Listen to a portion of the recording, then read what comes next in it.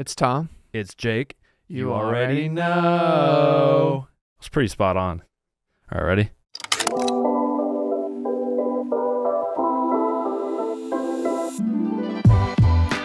We are back for another quick take. Yeah. You've done it a couple times now. Yeah. Do you know where that's from? Kung Pao?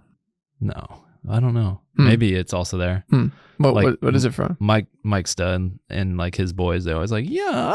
Oh, okay. I don't know, that one was bad. But yeah, something like that. Nice, Anyways, dude. Besides the point. Yeah. So what's the topic for today? Oh man, we've talked about, creative burnout. Maybe talking about that. We've had a lot of people ask about like how to avoid creative burnout or how to just in burnout in general. Yeah, no, we even kind of dived into it on like a Zoom call we had with some of our creative club members. And we did, didn't talk we? about that a bit. So yeah, I know it's something a lot of people in the filmmaking, world, photography, creative space experience. Well, I think it's such a prevalent thing because to be creative all the time is hard. Like it's not easy to just, like you're always trying to think of like how can I be creative and do this and do that. But not only that, but like I think like just the filmmaking world in general is a pretty grueling world from For sure. scheduling, just the hours, the amount of like physical work and mental work combined. Like it's different if you have a job where you sit behind a desk, right? It might be like pretty like brain numbing or like a lot of mental work, but you're not doing a lot of physical work. Yeah. But like the film, creative game, photography, etc., is like a meld of both. Also, too, when you're using your creativity to earn you money and it's maybe in projects that aren't the most fulfilling, you might sort of feel creatively burnt out because you're kind of using your artistic prowess or whatever creative endeavor you're in a way that's not really intended or the way that you want to be perceived as like an artist or something. So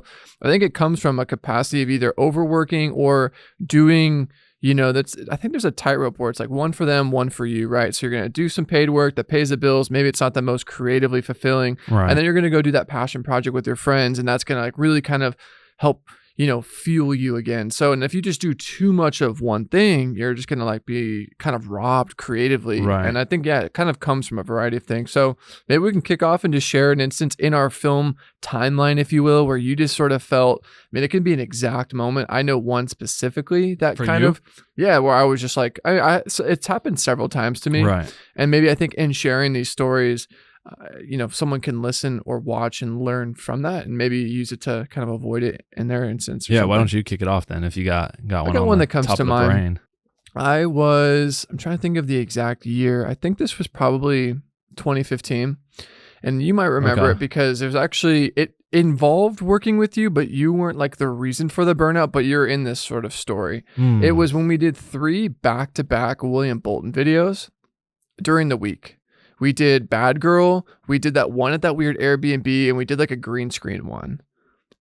Do you remember? I don't even remember. I remember shooting Bad Girl. We did 3 videos at the hotel. Yeah, we did 3 that weekend. Remember, I think Audrey produced them, and we literally went to this like Santa Monica Hills. Remember, we shot at that like wood paneling thing, and they're like, "Oh, what? Oh, and wow, then we shot the one where he's on his phone and it's green screen. It was, dude. I don't remember. Obviously, I remember that now, but I still don't even remember it all being back to back to back. That's crazy. Literally 3 back to back. Wow. So where this kind of that video. Pause real quick. That video in that like weird like little Airbnb wood thing is tight. It's very clean. Cool. You killed the cinematography. Yeah, no, that was sick. I think that's when I just discovered like Black Promise. So I was like just going heavy on the diffusion. Black Promise on everything. And I did that little trick where it's like, or no, maybe we didn't. Maybe we were just so smooth. I thought we did that like little slow-mo performance trick, but I don't think we did. I think it was just slow-mo narrative cut with the music. Anyways, besides the point. No, so that happened like if I'm not mistaken, like Tuesday, Wednesday, Thursday. Wow. Like just to give context. So that was already, and even if that was just all I was about to say, you'd be like, damn, that's crazy. But I was shooting, so I went to Chapman, and part of like graduating is you have to shoot like a thesis film. A thesis film is kind of like we've both touched on it. It's sort of like your capstone project, all of the prep and scouting. Like you're basically showing your professors like, hey, here's what I've learned in school, and you're kind of like judged on your performance of this film. And that was what I was doing that Friday, Saturday, Sunday. We did those 3 William Bolton videos, and then the next Friday, Saturday, Sunday was the second weekend of this capstone. Wow. And like I remember just like being on set of the first weekend and you're calling me and we're working out things and trying to figure out stuff. And they're like, yo, we need you back on set. I'm like, yo, I gotta go. And it was just like very, very chaotic. And the thing I was doing on the weekends were all overnight. So I was doing like 8 p.m. to 8 a.m., 8 p.m. to 8, for 3 days in a row. Then I basically just skipped all of class to go work on these William Bolton ones. Right. And then just did the same exact thing.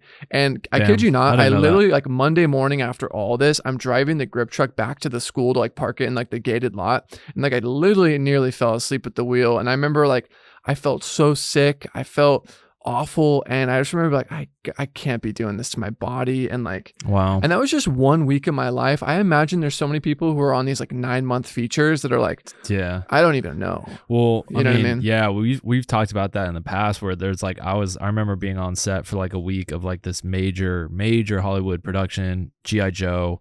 My uncle was like second unit director, and not even being the filmmaker, just being there, hanging out, getting up early every day, being on set all day, going home. Like at the end of that week as an 18-year-old kid, I was like questioning, do I even want to be a filmmaker? Like if this is what the end goal is, and like this is how crazy it is and how grueling, do I even want to do this? And we've talked about that, about how we like owning and kind of operating our own companies and businesses and taking projects when they come on, because it's like you can kind of do what you want when you want and operate and create what you want to do without like being at the helm of like these insane work days and time periods. So you were just saying after that so basically after just like bailing on school, just getting by barely physically and mentally, I just remember like being so just depleted. There was nothing left. And I just kind of had to really take a step back and be like, okay, I can't be doing this to myself. It's not like healthy for myself as an artist, as a person in any capacity.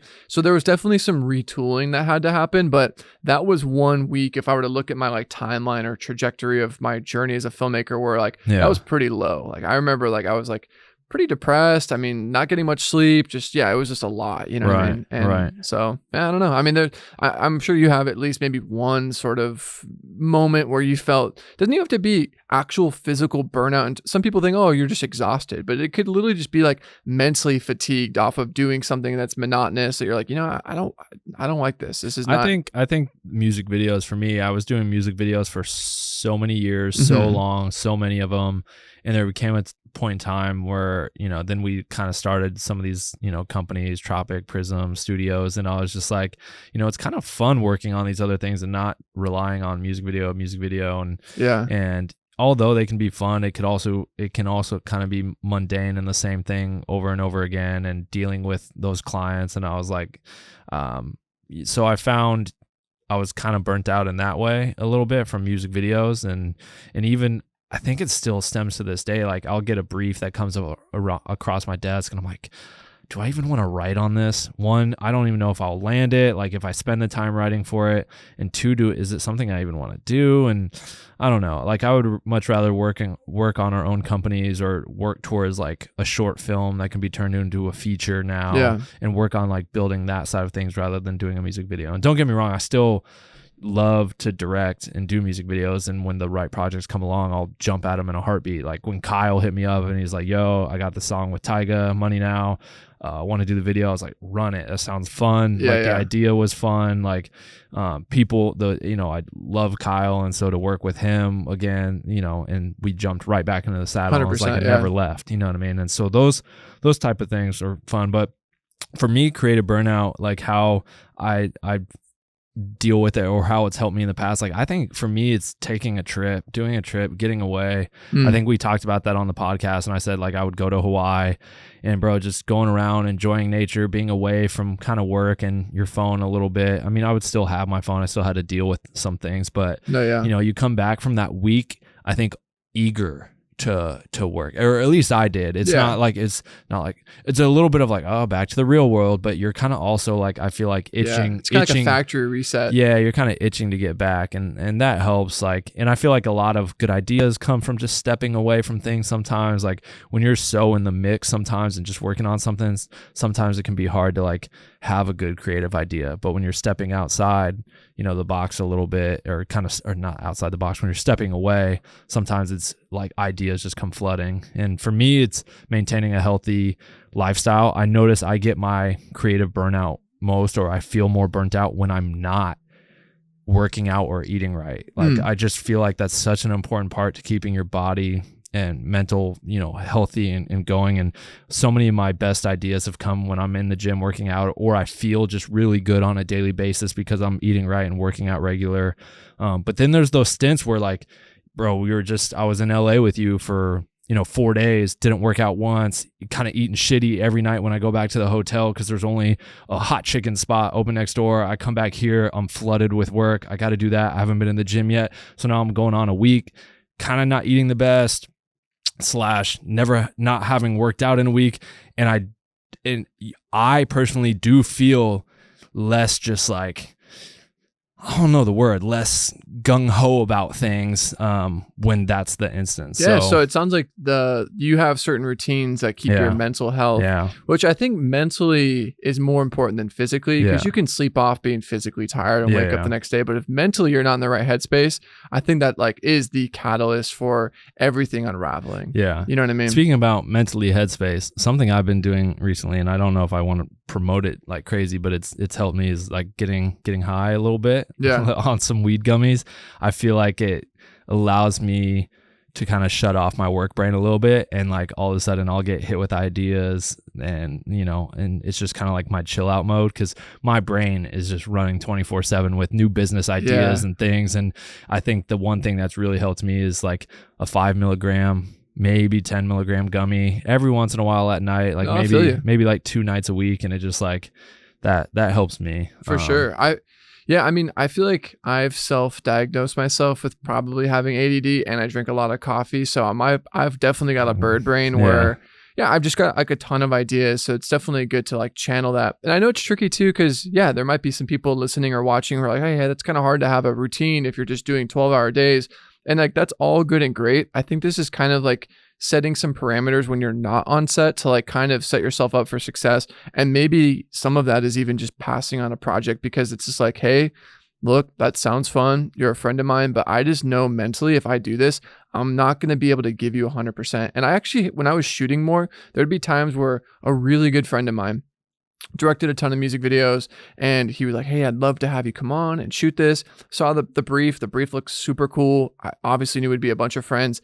I just knew mentally I was so preoccupied with Tropic, Prism, BN, that I was like, hey, look, I'm going to be completely honest with you. I can't give you 100%. Like, I feel like you deserve a cinematographer who can go to all the scouts and do all, I'm like, I just can't give that to you. And that, I mean, if I went and did that project, I would have probably been mentally exhausted, because I already was being pulled in so many different directions. So I think knowing when to mentally just kind of check yourself and be like, you know what? No, I'm good. Understand we have to eat. So like, yes, you have to do certain projects to make a wage or a living. But I think if you're in a position where you can be choosy or choose the projects that you know are going to be more fulfilling, I think that's very important. Yeah, no, it's important to take those breaks and take care of your mental, your body, and not say yes to everything. Because it's like, at what point, what good is money if you're not, enjoying basically your life because you're so stressed out or your body's worn down? Because ultimately, like, you want to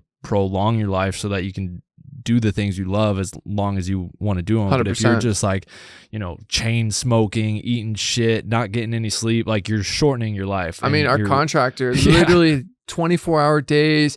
Literally, I'll sometimes catch him just because he has the unit next door. 3 NOS energy drinks. I'm like, that can't be sustainable. And I think there's something that I also want to bring up that's kind of in tandem with creative burnout, that I see a lot of my friends posting about it on social media, who are like grips, gaffers, work very much are the people we're talking about who are working these like 5 on 2 off commercial music video features, all that stuff, that I feel like people are trying to stop pushing the glorification of like hustle culture. I think when we're coming up, we love to kind of like, I wouldn't say braggadociously, but kind of be like, yo, day 2 out of 100. And it's kind of like letting everyone know like, oh, dang, he's on like a big show. And like, you kind of want to like let people know you're working. But I think there's kind of an over glorification of like, today's office and it's, or, hour 14. And like, you're kind of like letting people know that you're doing these big projects, but you're kind of also like promoting this like unhealthy work style. And it's kind of like letting other people know like, oh, I gotta be hustling harder. And it's like almost like this perpetual hustle that kind of like, as I think gotten us as like a filmmaking community to an unhealthy level. And I think it's like, yo, it's all good if you don't work a week. Like take that week off. Like you don't need to always be hustling because you're seeing other people on social media posting that they're on day 5 of 50 or something. That's a good point. I think social media and doing those kind of things make people feel like they need to be maybe doing more, or that they're not doing enough. Yeah. You know what I mean? Like FOMO. Yeah. You're at home sitting on your couch watching Ozark and your buddies shooting like this sick ass music video. And you're like, dude, what the hell? Yeah. And then you can't even enjoy like that time. No, but I think you enjoy those victories when you have them, and then you just plot when you're not having those moments. My thing has been like at night now, like since I got the PS5, like I'll go in and I'll just play COD for like 2 hours. Dude, I love that. Just like chill out and play COD. So something I've been doing, and I've talked to you about it, like kind of obviously will depend, because obviously as like daylight saving happens, like sunset happens at a different time. But right now sunset in LA is about like 5 p.m. in February. Like my way of like kind of clocking out for the day is I've been really getting into photography. I think I talked about this on like a couple podcast episodes ago, but I literally kind of force myself almost like a routine. Even if it's a cloudy or rainy day, I grab my camera and I just drive around for an hour until it's unusable light, which for film, obviously after like the sun goes behind the hill, it's kind of game over. Yeah. But like that is my way of like, I usually just leave my phone at home, or if I have it, I just like turn it on airplane mode. And that is like my way of like punching out for the day. And I'm like, that is the 1 hour I can like literally just do me. I can like just focus on myself, focus on just taking some cool photos just for myself. And like, it's been mentally very recharging, because I'll come home, make dinner, and like the work day is kind of being like, I'm like kind of in theory clocking out by going into my car and taking some photos. So I think kind of taking an hour a day to do like work on something for you. If you're a DP, a director, but maybe you love graphic design, or music, or whatever that thing that's inside of you that maybe is like a separate hobby, leatherworking, whatever, do that thing for you. You know what I mean? I think that's very important. And even if you don't have that thing, because like for me, right, like a lot of that stuff that's for me that I enjoy doing is like work. So it's like that's why I got a gym membership, right? So because like I built a gym in my house, and I just caught myself like, yo, like I'm like never leaving my house, and that's like not good, because I have everything that I need. I have my backyard, I have my gym, I have my home office, I have my movie theater room, I have like, and I was just like, I found myself going like kind of like craving to get out of the house, to just have social interaction, to whatever. And so I went and bought a gym membership. And for like literally an hour, it's usually I do an hour, I go there, I usually work out for 30 minutes. Usually there's also a 30-minute period of like sauna after I work out.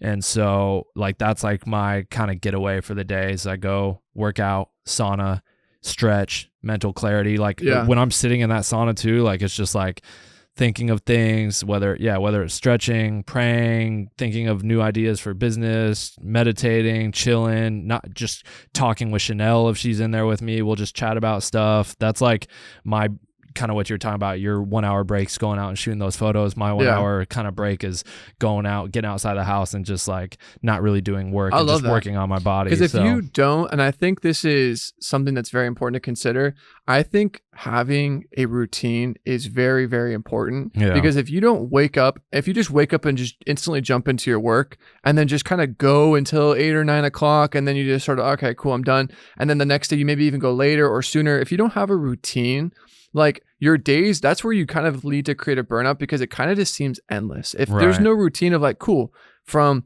8 a.m. to 10, I'm going to check email, zero out my inbox. Cool. From 10 to 4, I'm going to do my editing, shooting, go to set, whatever you have to do. And at 5, I'm going to go to the gym, sauna, go shoot some photos. Cool. 6, cook dinner. It doesn't have to be like regimented to the minute, but like having just some structure you can live by.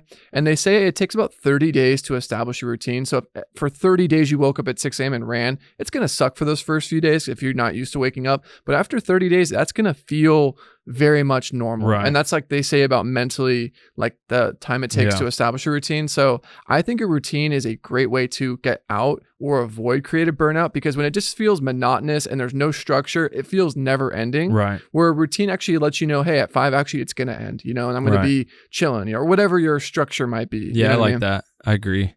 So big takeaway, creative burnout. That's the things we touched on. I think it's for at least me, it's like taking a trip, getting away.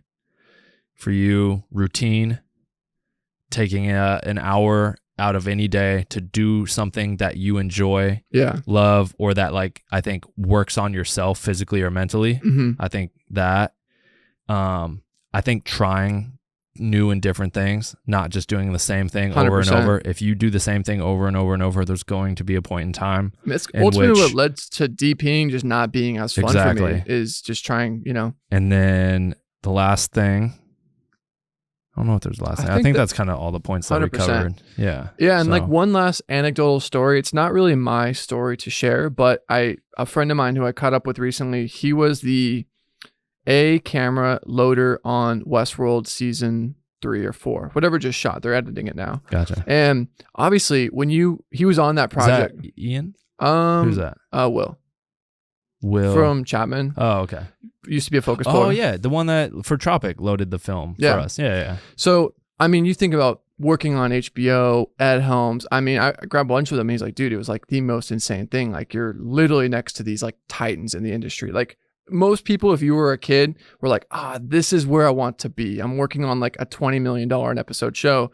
And he was loading because they shoot on film. Really? And just excruciating hours. Really? And he said it was so stressful. You're literally changing the role of something that was just shot with like Ed Helms and all these like amazing actors. And like, he just said like, just the stress was a lot, you know what I mean? And like, and I guarantee you it wasn't just him. I'm sure the gaffer doing all the balloon lighting, I'm sure the DP, making, it's like when you're oscillating and operating at such a high level like that, it can be so stressful. And that level of stress compounded over 6 months, 9 months of shooting, it's like very unhealthy. You know what I mean? And he had a great time, and I remember him just saying like, dude, it was like one of the hardest things I've ever done. Wow. And I definitely have to kind of check myself, because it's like, I think we all have ideas of like doing that, but like, it's kind of funny. Like the grass is always greener. Like once we get it, we're kind of like, dang, like maybe I want to be back where I was, or, you know what I mean? We always kind of want the thing we don't have, you know? I agree. And yeah, I think just kind of getting those longer projects. I remember one last one, and we can sign off. I did like a 60-day show for Facebook Watch where it was literally 5 days on. So Monday, Tuesday, Wednesday, Thursday, Friday. Damn. You have Saturday, Sunday off. And it was like 12 to 14-hour days, 5 days in a row. And literally, like when you get the call sheet at this top, it says like day 12 of 60 or 70. And when you see that, you're just like, oh my God, that's being like a long distance marathon runner. And you are so tired, and you're like, oh my God, I'm on like mile 6 of 100. You know what I mean? Like those ultra runners. It's like, that's how I felt, bro. And it was just one of those things where you just have to like, it was fun and very fulfilling, but so exhausting. Yeah. And that was literally one of the last things I shot before. I mean, that project like just completely broke me. You know what I mean? That's so crazy. I think that's a reminder that like, if you have something that you're passionate about, like if you really go to the point where you push it to the ground and you just do it so much where it's not fun, it will break you. I think that's real quick. One last thing. I think that speaks to exactly kind of what I've always like talked about and preached, is like setting up other endeavors so that you can keep those things fun. And that if you ever run into a point like you were like, dude, DPing is just not fun for me anymore. It's not what it used to be. You have all these other businesses and endeavors to fall back on and allow you to do that. Mm-hmm. And you're not forcing yourself now to just DP stuff. And you're like, dude, I fucking hate my life right now. So like, you never know when you're going to get sick and tired of that thing, or again, if you get injured and you can't do that thing anymore. Like, so just keep in mind like, what other things can you start to develop and create and build for yourself outside of just shooting, just directing, just gaffing, just whatever, because if you have a few things going, you can have your, hands in a few different things, where if you're kind of getting a little burnt out shooting, cool, take a couple weeks off and do this other thing, Right. And I know not everyone is like in a position where you have all these things set, but I mean, I guess this was kind of a conversation to like, maybe plant those seeds or invest the time and energy on learning a skill to where maybe you can, kind of build some stuff to where if you literally only have one horse in the race, you got to just stay with it. But if you have a couple, you can pivot around and keep it fun, you know? And I think that's how you have longevity in any creative endeavor. Yeah. I mean, any wealthy, successful person, even like actors, right?